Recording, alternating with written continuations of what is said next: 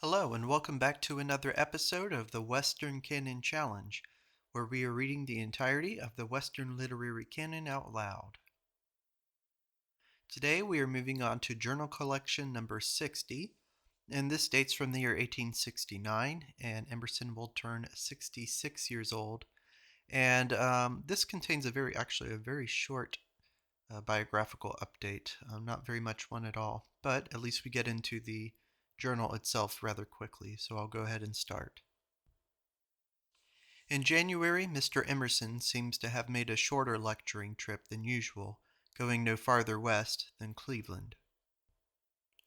In this proposition lately brought to me by a class, it occurs that I could by readings show the difference between good poetry and what passes for good, that I could show how much so-called poetry is only eloquence, that I could vindicate the genius of Wordsworth and show his distinctive merits.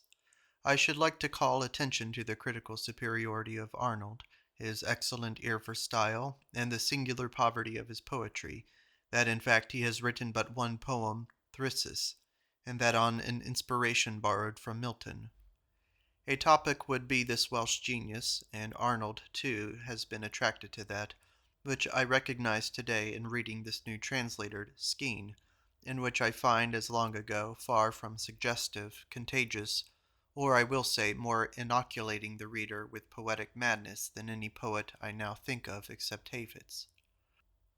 I can easily believe this an idiosyncrasy of mine, and to describe it more accurately, I will add that I place these as not equal, but of like kind in genius and influence with the Zoroastrian sentences, and those of the Bhagavad Gita and the Vishnu Purana. There is always a height of land which, in a walk for pleasure or business, the parties seek as the natural center or point of view, and there is in every book, whether poem or history, or treatise of philosophy, a height which attracts more than other parts, and which is the best remembered. Thus in Morte Arthur, I remembered nothing so well as Merlin's cry from his invisible, inaccessible prison. To be sure, different readers select by natural affinity different points. In the proposed class, it would be my wish to indicate such points in literature, and thus be an old guide like Stephen, who shows after 10 years daily trudging through the subterranean holes the best wonder of the Mammoth Cave. The gripe of Byron has not been repeated, and the delightful romance which came from Scott to young America has not. Tennyson has finer, more delicate beauty and variety, but does not possess men as the others did. Tennyson has a perfect English culture and its petulance. Homer has this prerogative that he never discovers in the Iliad a preference to the Greeks over the Trojans. It were good to contrast the hospitality of Abu Bekr in the Sahara with that of Admetus and Euripides' Alcestis. That of the Arab is at once noble yet human. That of the king in the play is overstrained to absurdity. I have said above that tone rather than lines mark a genuine poem.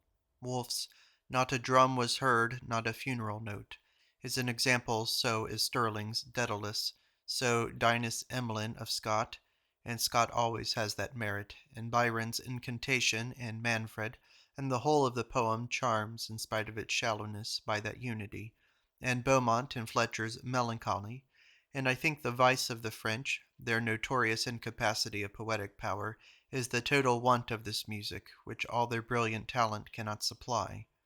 Voltaire could see wholes as well as parts, and his testimony to French unpoeticness is distinct. And then there's a short French quotation. As right tone, and that little carol is still their best poem. Many poems owe their fame to tone, as others to their sense.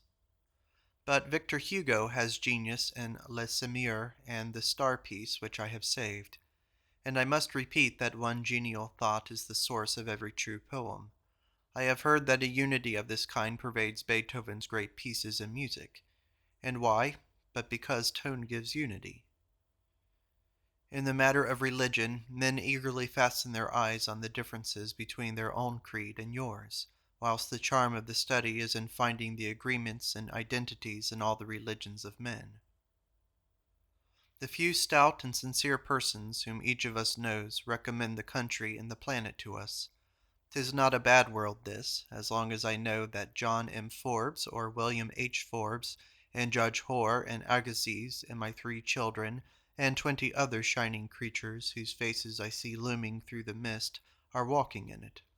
Is it the 30 millions of America, or is it your 10 or 12 units that encourage your heart from day to day?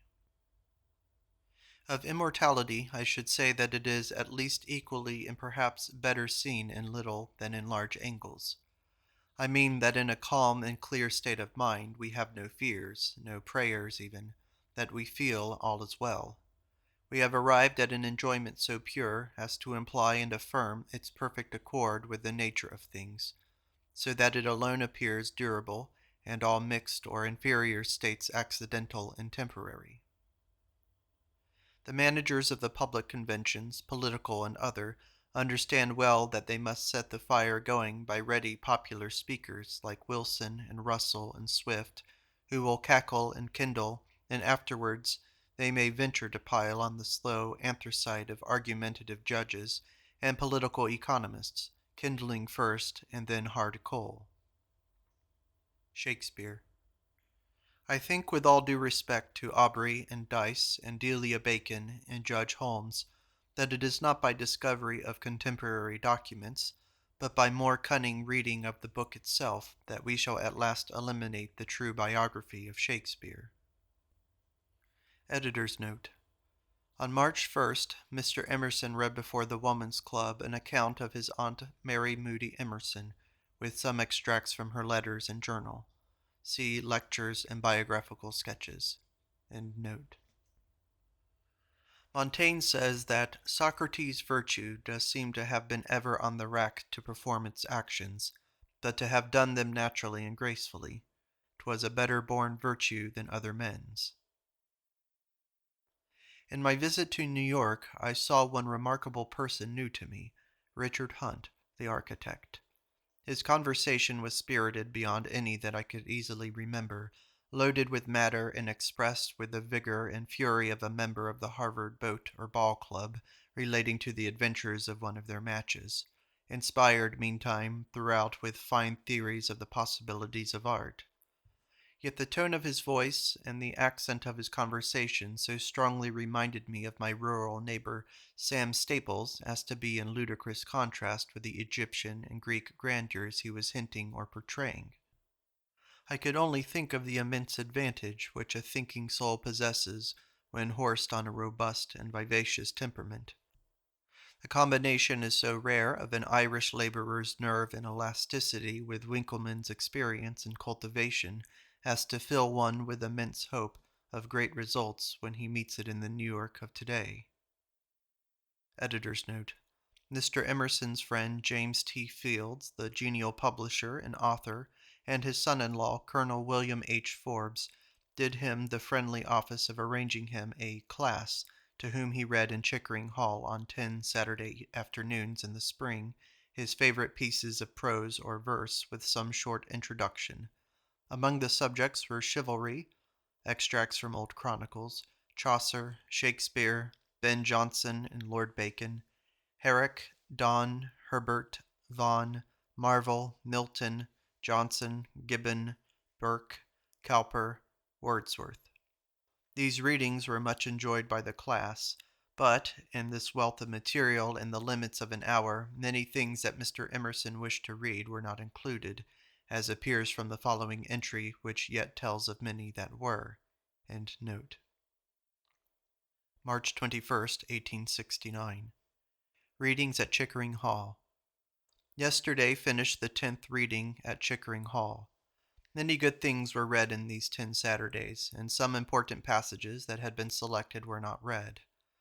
Read nothing of Byron but the lines, "I twine my hopes of being remembered," etc., from Childe Harold.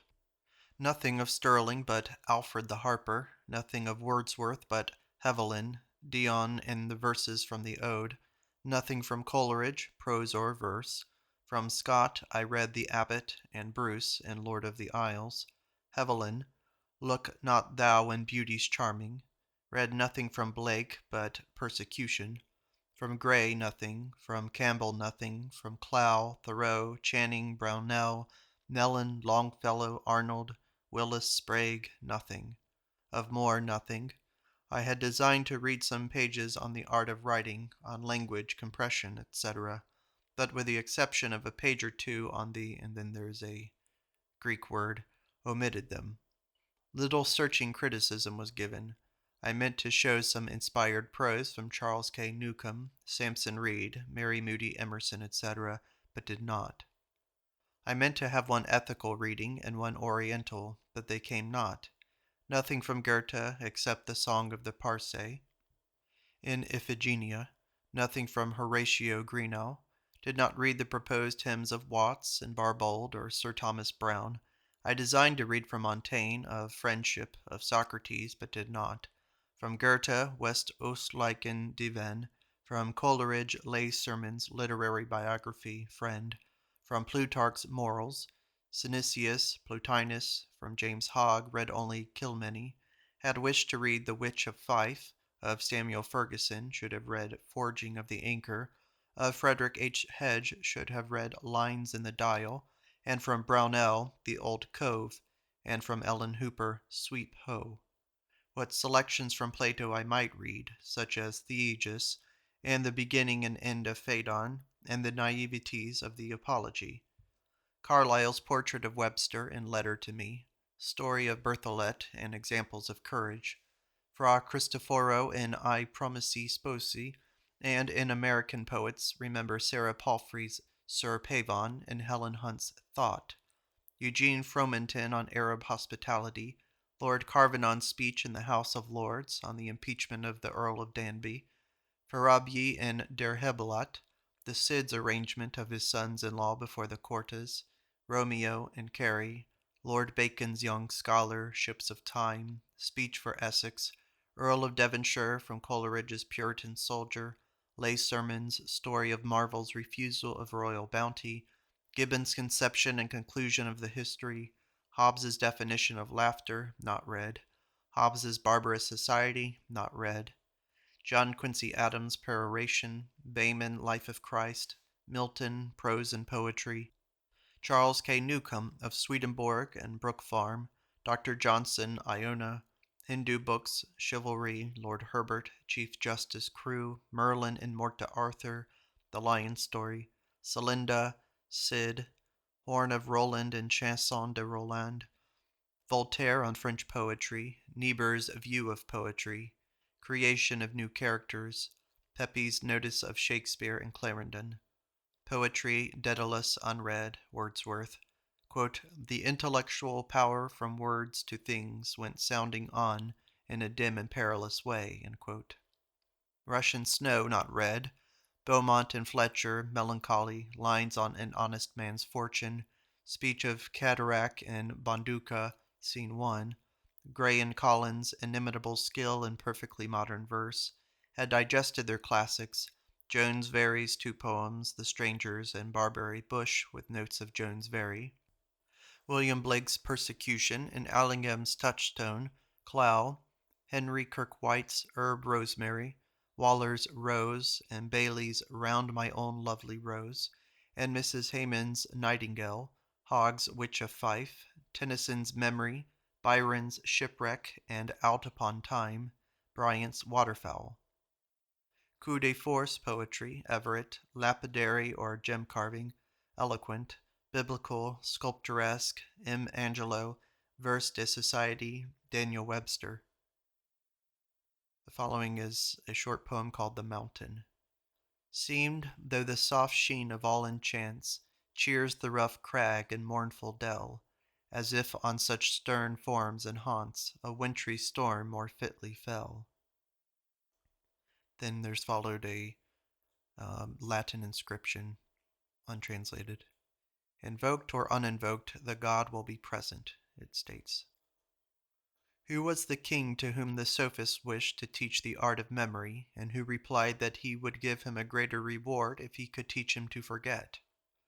No more irreconcilable persons brought to annoy and confound each other in one room than are sometimes actually lodged by nature in one man's skin. Memory. It sometimes occurs that memory has a personality of its own, and volunteers or refuses its information at its will, not at mine. I ask myself, is it not some old aunt who goes in and out of the house and occasionally recites anecdotes of old times and persons which I recognize as having heard before, and she being gone again, I search in vain for any trace of the anecdotes? March 29th. Alcott came and talked Plato and Socrates, extolling them with gravity. I bore it long, and then said that was a song for others, not for him. He should find what was the equivalent for these masters in our times, for surely the world was always equal to itself, and it was for him to detect what was the counterweight and compensation to us. Was it natural science? Was it the immense dilution of the same amount of thought into nations? I told him to shut his eyes and let his thoughts run into reverie or whithersoever, and then take an observation. He would find that the current went outward from man, not to man. Consciousness was upstream.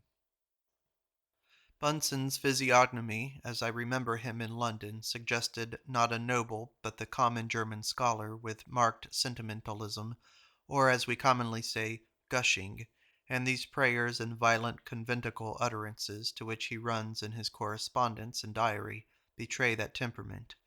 Yet he had talent and generosity, and appears to have been highly useful. May 5th died Philip Physic Randolph, son of the late Jacob Randolph, M.D. Editor's note. On May 17th, Mr. Emerson read a paper on religion at the house of the Reverend J.T. Sargent, and on May 28th spoke at the second annual meeting of the Free Religious Association. End note. God had infinite time to give us, but how did he give it? In one immense tract of a lazy millennium? No, but he cut it up into neat succession of new mornings, and with each, therefore, a new idea, new inventions, and new applications. The door of intercourse is closed between those confined and those unconfined by space, says the Ali Ili and Dabistan. The religions are the amusements of the intellect. June. Yesterday, Saturday, June 12th, the Committee on Scale of Merit and Discipline met at Dr. Walker's in Cambridge. Present, Dr. Walker, Professor Runkle, Theodore Lyman, and I. Reverend Mr. Hale alone was absent. Dr. Walker gave some details on the manner in which the scale is made up, and stated that the faculty were for the most part contented with it as it stands, and do not wish any alteration. He added that there is question and inconvenience in regard to elective studies. For the poor men, it is matter of grave importance that they shall have rank sufficient to obtain a scholarship, that is, an income, and when elective studies are proposed, they do not choose that which they wish to learn, but that which will give the most marks, that is, highest rank. It was stated that the idle boys would choose botany or some other study which cost no thought and little attention, and it was not quite fair that for such idle reading they should receive equally high marks with those elected severer studies as trigonometry or metaphysics, or advanced studies in Greek. Mr. Lyman said the state of study was much superior at present to that which he remembered when in college, and alluded to the performance of young Hill at the examination. Some of the professors, as Mr. Lowell and Mr. Pierce, Sr., do not keep a daily account of merits of the students, but make up a general average, each in a way of his own. It was suggested that whilst each teacher should keep a daily record of the quality of recitations, he should by no means present that in his final report, but should correct it by his growing knowledge of the depth of real merit of the student, as shown to him by his proficiency and power, or his want of success, as made known in decisive strokes from time to time. It is the necessary result of the existing system, the mixing of the record of deportment with that of scholarship, and thus degrading a good scholar, if by neglect of prayers or recitations he had incurred a "public admonition," or raising the rank of a dull scholar if he was punctual and in deportment blameless. President Hosmer of Antioch College tells me that they do not mark for merit, and that for discipline they organized the students in the dormitory into a society for noting and resisting all breaches of order. The students have a president and other officers, and when any disturbance occurs, they examine and vote perhaps to recommend the expulsion of the offenders, which the college government then considers and decides. At present, the Friends of Harvard are possessed in greater or less degree by the idea of making it a university for men instead of a college for boys. One would say that this better moral record should only serve to give the casting vote in favor of good behavior, where the marks of scholarship were equal. I think everyone who has had any experience in marking a series of recitations has found how uncertainly his 6 and 7 and 8 are given. His first attempt will be worthless except in the extreme numbers, and can only be approximately trustworthy in a great number of days. July 1st. Judge Hoare, in his speech at the alumni dinner at Cambridge yesterday, was a perfect example of Coleridge's definition of genius. Quote, the carrying the feelings of youth into the powers of manhood, end quote. And the audience were impressed and delighted with the rare combination of the innocence of a boy with the faculty of a hero. Charles Sumner. Clean, self-poised, great-hearted man, noble in person, incorruptible in life, the friend of the poor, the champion of the oppressed. Of course, Congress must draw from every part of the country swarms of individuals intent only on their private interests, eager only for private interests, who could not love his stern justice. But if they gave him no high employment, he made low work high by the dignity of honesty and truth. But men cannot long do without faculty and perseverance, and he rose step by step to the mastery of all affairs entrusted to him, and by those lights and upliftings with which the spirit that makes the universe rewards labor and brave truth. He became learned and adequate to the highest questions, and the counselor of every correction of old errors and of every noble reform. How nobly he bore himself in disastrous times! Every reform he led or assisted. In the shock of the war his patriotism never failed. A man of varied learning and accomplishments, he held that every man is to be judged by the horizon of his mind, and fame he defined as the shadow of excellence, but that which follows him, not which he follows after. A tragic character like Algernon Sidney, a man of conscience and courage, but without humor. Fear did not exist for him. Sumner has been collecting his works. They will be the history of the Republic for the last 25 years, as told by a brave, perfectly honest, and well-instructed man with social culture in relation to all eminent persons. Diligent and able workman, without humor, but with persevering study while reading, excellent memory, high sense of honor, disdaining any bribe, any compliances, and incapable of falsehood. His singular advantages of person, of manners, and of a statesman conversation impress everyone favorably. He has the foible of most public men, the egotism which seems almost unavoidable at Washington. I sat in his room once at Washington whilst he wrote a weary succession of letters, he writing without pause as fast as if he were copying. He outshines all his mates in historical conversation, and is so public in his regards that he cannot be relied on to push an office-seeker, so that he is no favorite with politicians. But wherever I have met with a dear lover of the country and its moral interests, he is sure to be a supporter of Sumner. It characterizes a man for me that he hates Charles Sumner, for it shows that he cannot discriminate between a foible and a vice. Sumner's moral instinct and character are so exceptionally pure that he must have perpetual magnetism for honest men. His ability and working energy such that every good friend of the Republic must stand by him. Those who come near him and are offended by his egotism, or his foible, if you please, of using classic quotations or other bad taste, easily forgive these whims if themselves are good, or magnify them into disgust if they themselves are incapable of his virtue. And when he read one night in Concord a lecture on Lafayette, we felt that of all Americans he was best entitled by his own character and fortunes to read that eulogy. Every Pericles must have his Creon. Sumner had his adversaries, his wasps and backbiters. We almost wish that he had not stooped to answer them. but he condescended to give them truth and patriotism without asking whether they could appreciate the instruction or not.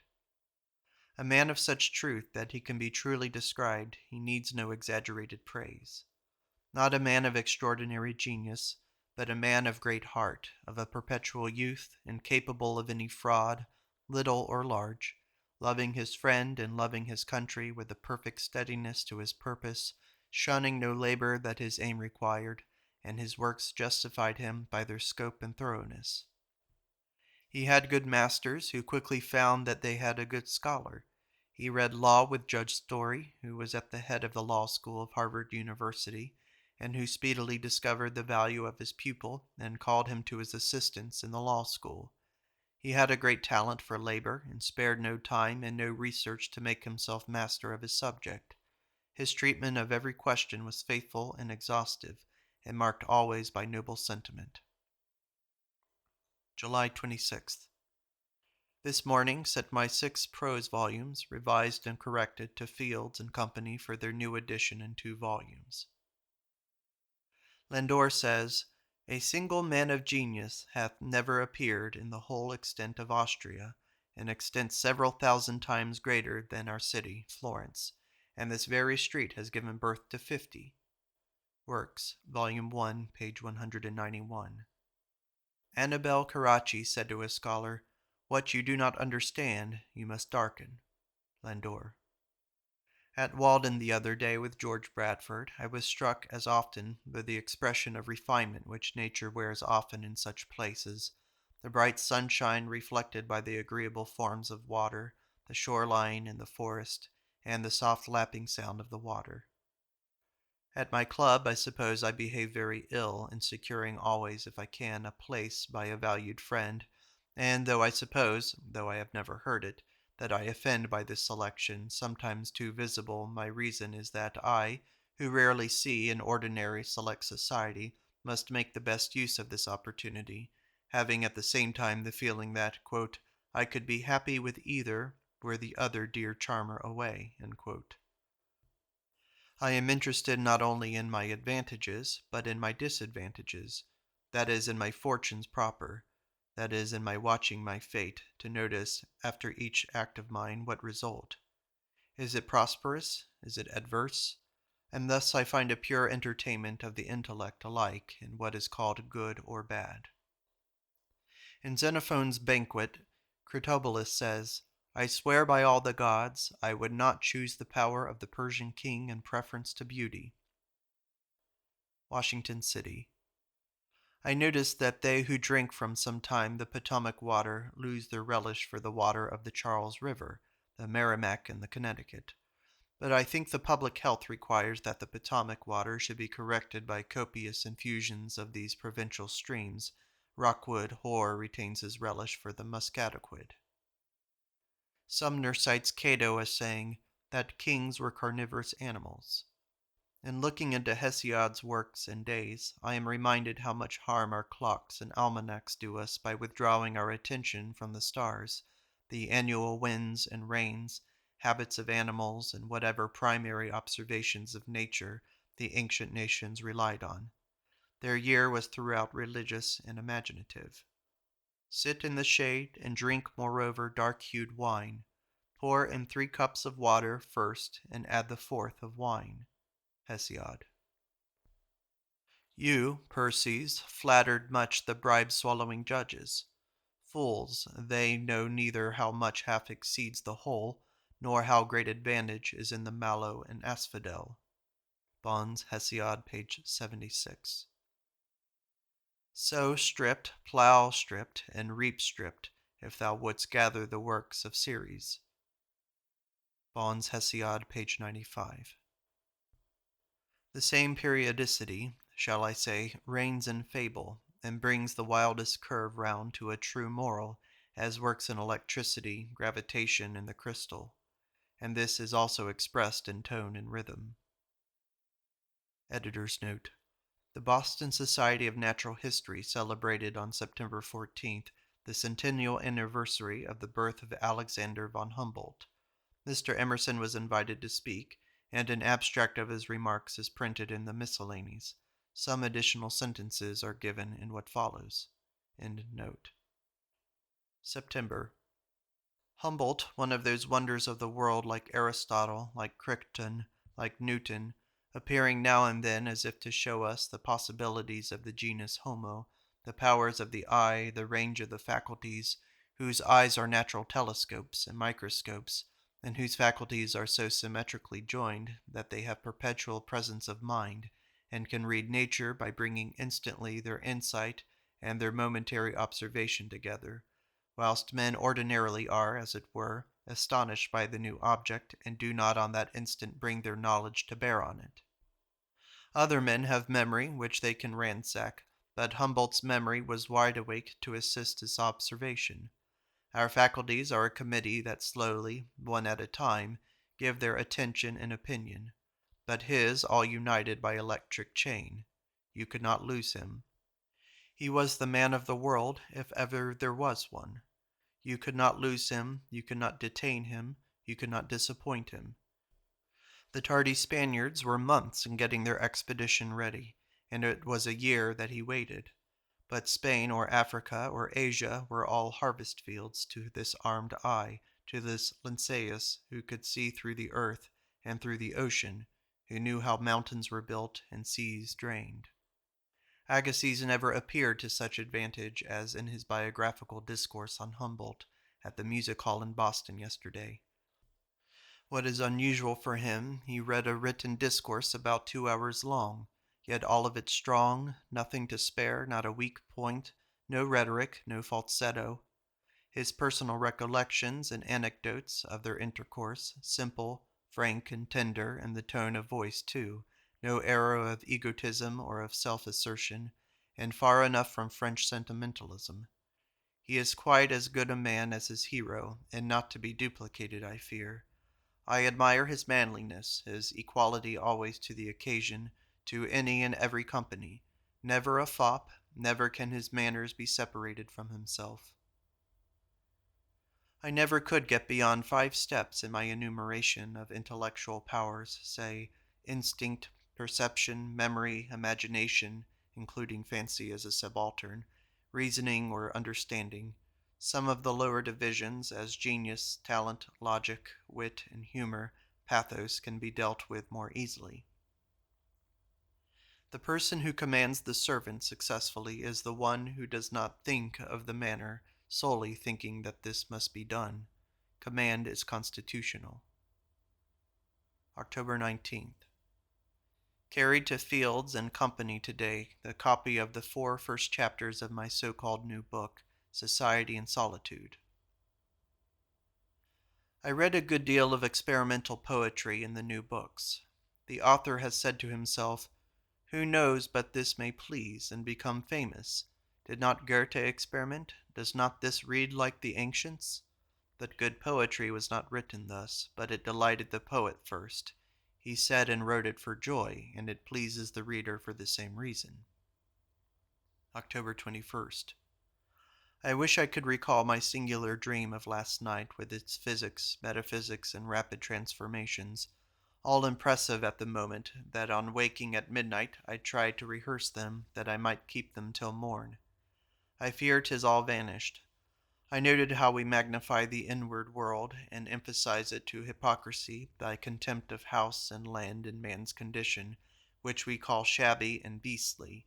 But in a few minutes these have their revenge, for we look at their chemistry and perceive that they are miracles of combination of ethereal elements, and do not point instantly to moral causes.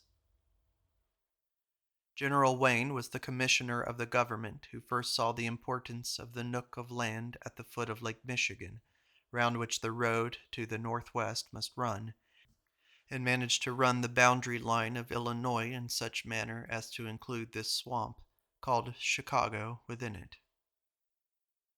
Aunt Mary held a relation to good society not very uncommon. She was strongly drawn to it as the reputed theater for genius, but her eccentricity disgusted it, and she was quite too proud and impulsive to sit and conform.